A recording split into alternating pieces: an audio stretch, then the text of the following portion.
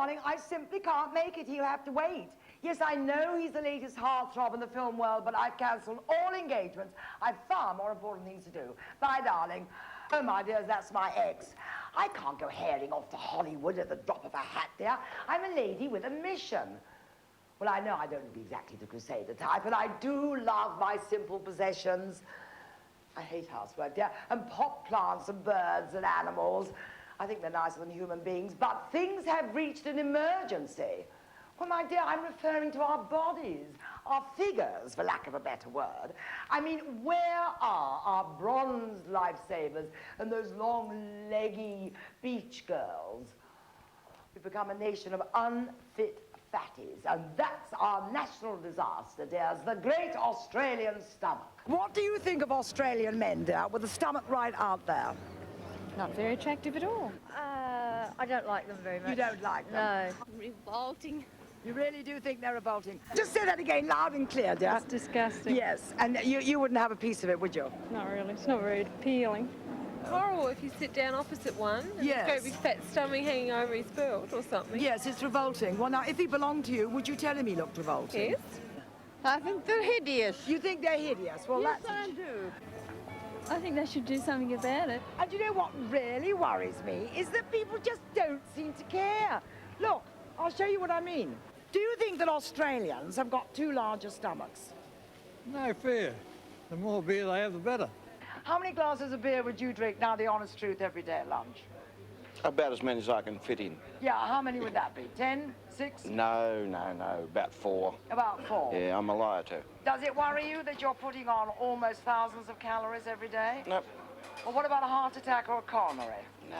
You don't care? No. Are you married? Yes. Does your wife sort of think that stomach's aesthetic or attractive? She doesn't talk to me, so that's all right. Well, if men want to be like that, that's their own business, isn't it? 8 beers every day. Probably. Would you know how many calories that's putting on? Well, you can see the calories, dear, even if you can't feel them. What about the hot weather? Don't you find that a little bit uncomfortable? No, because I come in here to get out of the, You hot come weather. in here to get out of the sun. Does it ever worry you that beer is one of the most fattening of alcoholic drinks? Yeah, it does. Yeah, I'm going to start exercising. Yes, Yeah. but you're still going to have your beer. Oh, a couple at lunchtime. I work hard during the afternoon. It's going to work it off, you know. Now, what about the aesthetic value? Does it worry you that you don't look quite as attractive as you could? Oh, some people like me. Why don't men ever think that that's unattractive to women? Oh, I think because men are pretty egotistical. Now, look, dears, this is where it's all happening. The daily lunch at the pubs. I mean, look at the calories. Chips. Look at it. And not to mention the beer, there must be at least 20,000 calories here. And there's no way anybody's going to be able to work that amount of food off their tum-tums. And just in case all you lovely mums, dear, are sitting there smug and complacent on your chairs, this is where it's all happening for you. The supermarket, where temptation faces you at every corner. Rich cakes for morning and afternoon teas, listening to girls' gossips. Biscuits to endlessly nibble while you're watching your favourite television programme. Chocolates you'll always buy for other people and end up eating yourself. Oh, look at it, dears. Those quick dinners you shove into the oven. Carbohydrates, starch, calories. Oh, well, this is open warfare. The national dish ice cream. And that, that battle of the bulge is lost before you've even started.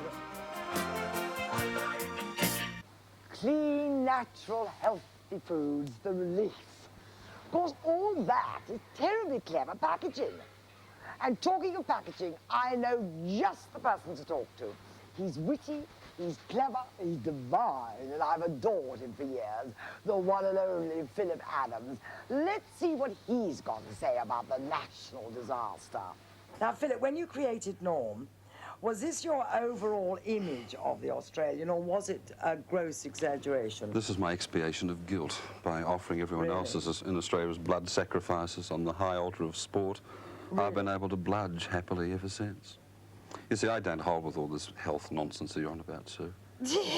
But you must do a little bit, dear. I believe that God wanted us to be round. I mean, heavenly bodies are all spheroids. the planets, the constellations. It's only you skinny people are quite wrong. There's a happy medium, though, isn't there? Look, the pages of history are littered with little billiard ball people like me. We have our role in life. Yes, you do. Be kind to us. Roll along happily. We're lovable little characters. Quite seriously, the Australian stomach is probably one of the largest in the world, isn't it?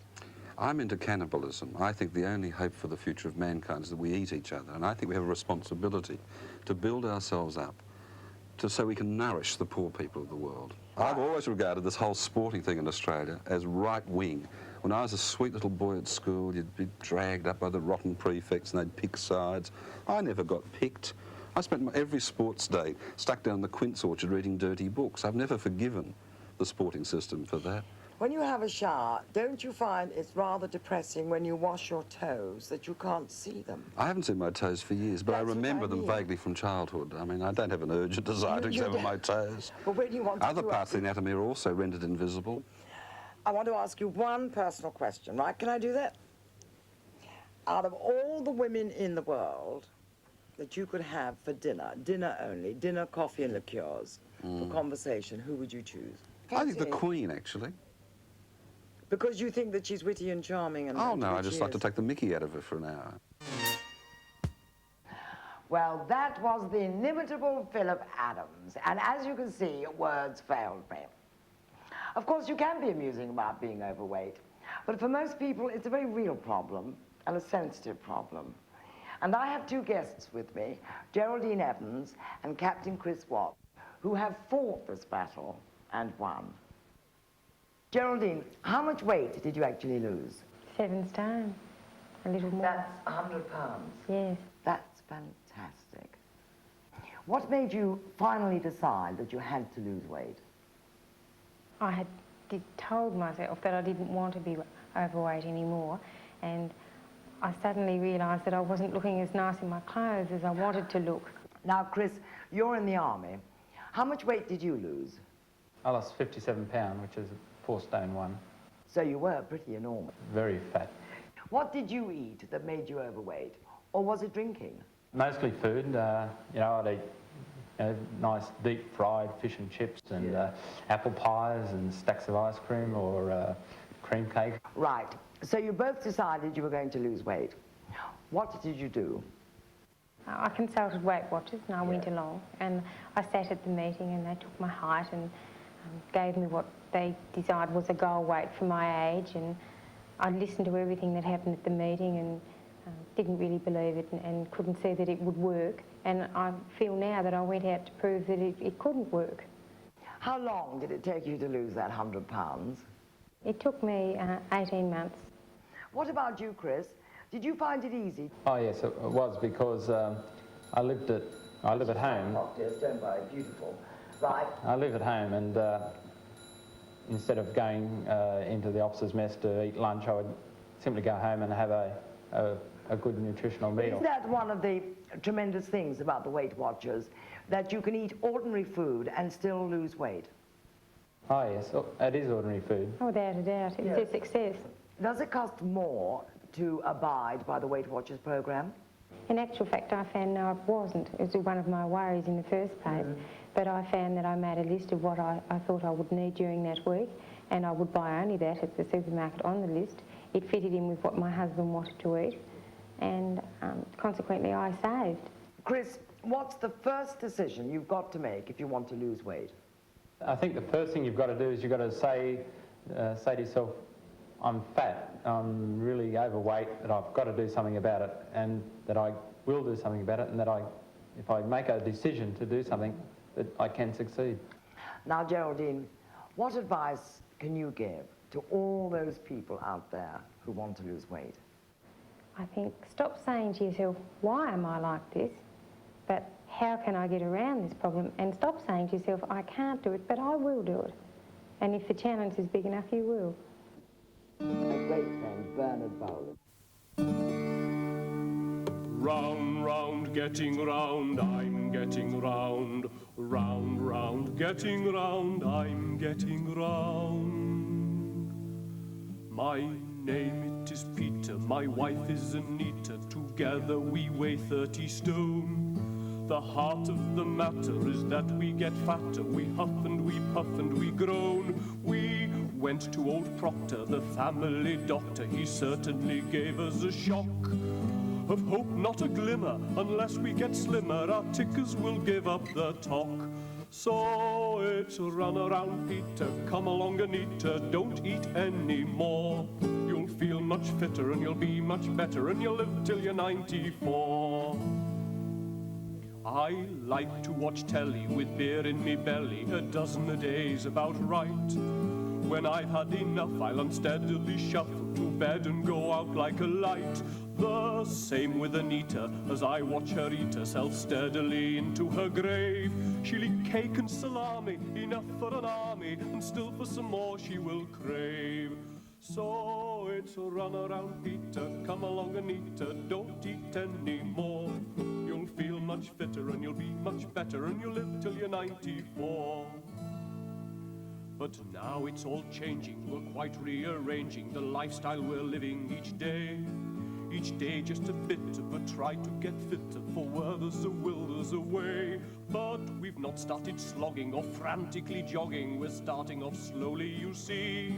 It takes time to correct all the years of neglect, but we'll get there, Anita and me. So it's a run around, Peter, come along, Anita, don't eat any more. You'll feel much fitter and you'll be much better and you'll live till you're 94. Now my garden is growing, I'm digging, I'm hoeing, my veggies I've planted and sowed.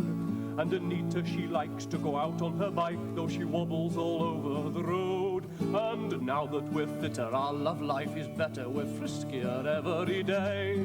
For me and Anita, life could not be sweeter, for where there's a will, there's a way. So it's a run around, Peter, come along, Anita, don't eat any more. You'll feel much fitter and you'll be much better and you'll live till you're 94. Yes, run around, Peter, come along, Anita, don't eat any more. You'll feel much fitter and you'll be much better and you'll live till you're 94. I've got a man here who's probably one of the busiest executives in Australia. And if you're wondering why I'm in this beautiful park here at the ungodly hour of 6 o'clock in the morning, it's simply because he's so busy working that the only time he has to get fit is at this hour. And here he is. He's really rather divine, Des. Hello, Bob, dear. I think you're training for the energy crisis, aren't you, love? Well, I'm getting ready for it, yes. We're all going to be ended up by horse or buggy, bicycles or walking. Well, I hope not, for the sake of the rent-a-car business, anyway. Bob, dear, you can have champagne, coffee or orange juice. Well, I think at this time in the morning, I might have the orange juice. Do you drink champagne, love? I do. Oh, good. You're a man after my own heart. But at this hour of the morning, I agree. Bob, you are extraordinarily fit. I don't want to be familiar, dear. But those muscles, viewers, there's not an ounce of surplus. What exercises do you do, Bob? Well, I run about a half hour every morning. What, 7 days a week? 5 days. And I do some sit-ups and push-ups, and I play a fair bit of American handball, water ski and snow ski, and a bit of tennis. But I do believe that you've got a marvellous scheme in your company for encouraging your executives for health. Well, that's right. I think that the sorts of tensions and pressures that the businessman today is confronted with, who works, I guess, about a 12-hour day, that he needs a release, and it's got to be a physical one. And I think that the physical conditioning has an impact on your mental conditioning. So I encourage all our executives and middle management to participate in Get Fit programs. Now, it might be a gym course or it might be a subscription at a squash course. Anything, as long as it's exercise. That's right. And we subsidize it. I pay half the cost. And I want him to pay half of it because that in itself is an incentive to ensure that he uses it. He makes an investment and hopefully he'll use it there. Now, what do you do, Bob, dear, about your sort of rather roly-poly executives who aren't sport-minded, you know? Well, in budget, we have a recruitment process that seems to preclude that sort of executive. Oh, you only get the lean and hungry ones coming to you? Yes, budget's a lean and hungry company. How old are you? I'm 46. Yes, well, you see, now how many of you, love, is sitting there in your chair with your cigarette are 46? And will you just stand up so they can see you, Bob? Yes. Now, look at this, dear. Look at that tum-tum. It's absolutely brilliant.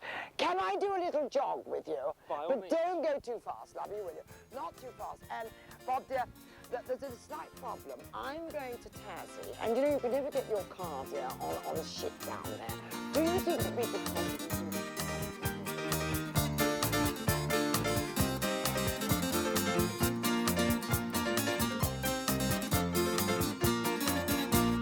John, how lovely to see you. How are you? I've just been jogging and I've left Bob Adams miles down the road there. Been playing tennis. Yes, I have. Who with? I've been having a bit of a bash with Raquel. I'm jealous. Never mind. Darling, I'm glad you've come. Right. Let's go and have a glass of bubbly, because Okay. there's lots and lots of questions I want to ask you about the stomach. All right. Because I don't think that the viewers are going to listen to me as much as they're going to listen to you, because after all, you are a fully qualified doctor. Ah, that's better. Do you like my snuggery, John? It's where I come to sit and sort things out. Yes, I think it's fantastic. I really think someone like you needs something like this. Yes, dear. Now, just in case that you haven't been paying too much attention to me, John is my personal doctor, and he knows all the answers, don't you? Yeah, well, some of them at any rate. John, there's one thing I always wanted to know.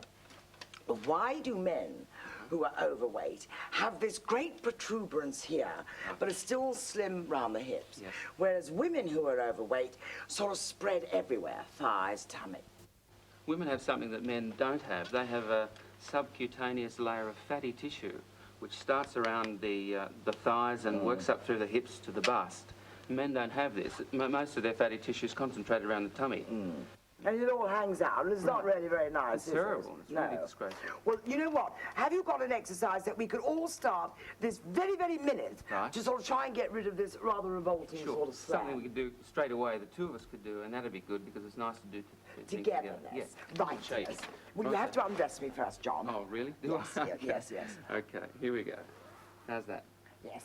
Now, you sort of do something with that, dear. Okay, I'll sort of... Now, you are all ready, aren't you? We're all going to do something, dears, together. What are you going to do, John? Well, just, Oh. that's the tummy muscles that I want to work on. Yes. If I just very gently do that, you can see that It's nice, I turn it yes. up and I get a bit heavier and harder. Oh, yes. This is the kind that you No, do tell me this that- at the bus stop, All right, you waiting want to for try it on me? eggs to boil. Try it on me. You do it together, Harder, togetherness. come on, much harder than that. Hard as you can. But my arms are Yeah, aching. that's great because it's toning up my muscles and it's getting rid of some fatty tissue too. You've got to do it a lot Yeah. and together each day. Did you try it? You tighten up, don't you? Oh, you automatically? do, yeah, it's good. Yes. It's really good for your posture too. It straightens you up. Posture is very important to this because if I let it hang out, if I just don't concentrate on it, it looks terrible. If I pull up, even looks worse. I can exaggerate it. Oh, It John. looks terrible. I just sort of sit That's there. norm, dear. But that's my tummy and my back sagging too. Now, if I pull my tummy in, straighten my back up and straighten my shoulders. Oh, that's better. Is that okay? That's my normal, John, yes. Much better. You can't just let it hang like that, can you? Right, now, John, there's one more question I want to ask you. Sure. Far away. Apart from the posture, which looks so terrible and Right. it's bad for you, what actually are the dangers of being so overweight? There are many, many, many problems to being overweight. It's like carrying a huge stone around in your pocket or your overcoat all day. 5 or 6 stone, you can imagine that pressing down on you and pressing you closer to And the ground. terribly uncomfortable. Oh, it's terrible, but it affects all of your systems. It affects you get flat feet, you get sore feet, you get strained ligaments and tendons, you get varicose veins, hernias, hemorrhoids, tummy problems, tummy upsets, and most importantly, all those little fat molecules running around your bloodstream, eventually they clog up your heart, and it's pumping away and it clogs up and it stops, and that's when you get a coronary occlusion. Right, well, now, the good news is that I've got an exercise, and I want John to help me. Okay. This, love, is for the people who are not too out here, but are not fit, and we're all going to get fit, right? It's the first step to an actual tummy. You hold my feet, You want John. me to do that? Yes. I'll hold it then. So- Now, if you've got a boyfriend or a man, he holds your feet. Yes. You tuck your feet, or if you live on your own, under a very heavy chair, or a sofa, or a bookcase. Make sure it's loaded. Right? So you've got support for your feet. And all you do is to come up. Can we have some lovely music, I wonder? It'll just sort of flow, That's I hope. Because music helps. That's good. That's really Now, getting it. Yeah, that's yeah. good. And if John presses hard there, that makes it even stronger. That's fine. That's really getting the upper and lower Yes. abdominal muscles too. Now you see, now come on, loves, everybody do it. He's just up, down. That's great. Twice more. Come on, everybody Do it try. faster. That's good. Okay. Now, that is an easy one, but that, John, is beginning to actually positively work. If you do it every day, it's fantastic. Right. Now, I've got a stronger one for you. You want me to do one too? For the Johns of this world. and the people who are a little bit fitter and want to stay fit. Because I think, well, John will tell us what happens. So lie on the floor, everybody, the whole nation, dear, on the floor. We're being watched by the whole nation, aren't That's right, but no, because they're too busy doing it. Okay. The exercises. Right. Bend your legs and your body up at the same time. And if you're really good, the feet aren't on the floor. And you stretch. And you bend and you stretch. Now, John being a man and he's physically stronger, he's going to do it quick time. And the ladies are going to do it slow time. And you are all off your chairs and onto the floor, and we'll have lovely music. Okay, let's try. And we'll all do it together. You give it a go. Yes. Up, down, down. Quick time. Yes, John, being the man, is doing quick. Ladies, and down. It's Johnny Strong, isn't he, John? Yes. Stop! You weren't on the floor. Now, come on. Mums, get those dads off their chairs onto the floor. Everybody. Are you ready? Yes, I'm ready. I'm ready. The whole nation once again. Okay. And down, bend, down. Now, come on, just think what he's doing. Tum-tums working, bend and stretch. I think the whole of the cabinet should do this. Men only, men only. Down, down, down. Very good, John, there. Men have a rest. Ladies only. Bend, up, down. Go for it. But you feel good, don't you? Yeah, Everybody together, dears, and Me too. bend. Everybody, up, bend, stretch, bend. I've had it, dears, almost. Stop. A state of national collapse, dear. That's great. 2 minutes pause while we come to. You must feel better after that. If I you're do. not dead. Right, John, I think we've earned our glass of bubbly. Okay, I'll get some. Let's go. It's all up to you. We've shown you what happens if you're overweight. We've shown you how unattractive it is. John's told you how dangerous it is. Auntie Sue's told you how to get rid of it. It's up to you.